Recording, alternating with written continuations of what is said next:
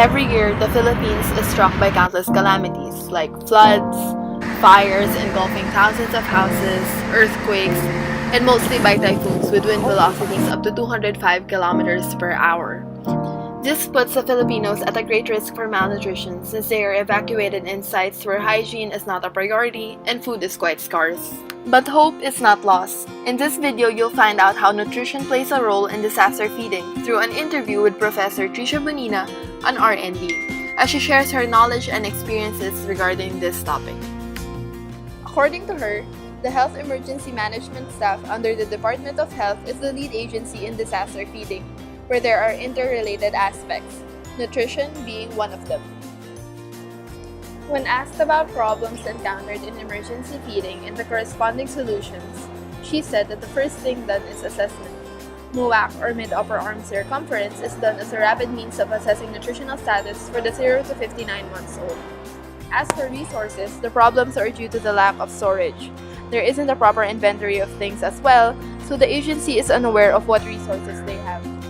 In terms of systematically distributing food, the whole nutrition cluster is involved. This is coordinated by the City Health Office, and the DSWD, Public Health Nutritionists, and the Bureau of Fire are all involved and briefed on what they should do.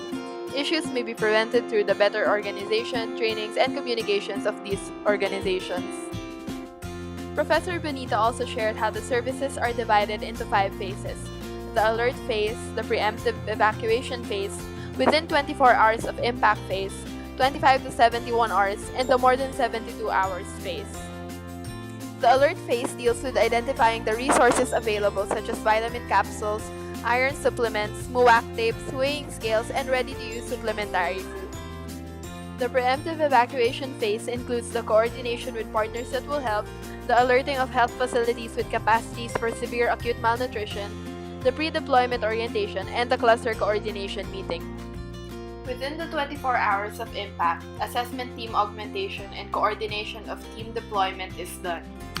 The phase within 25 to 71 hours of impact focuses on the prioritization, planning, and scheduling of interventions.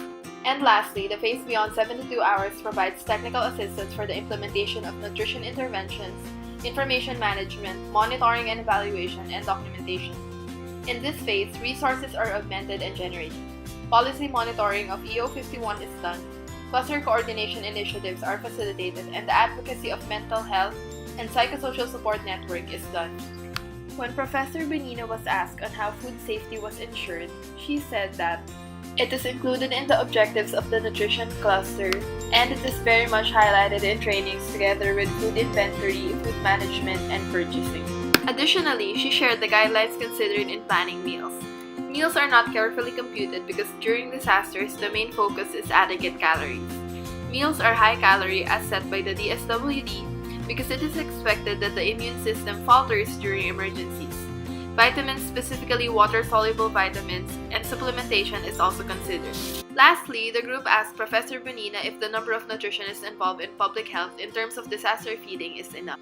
She answered no with conviction, highlighting the 1:20,000 ratio. She said that the training of nutritionists on disaster feeding was also insufficient.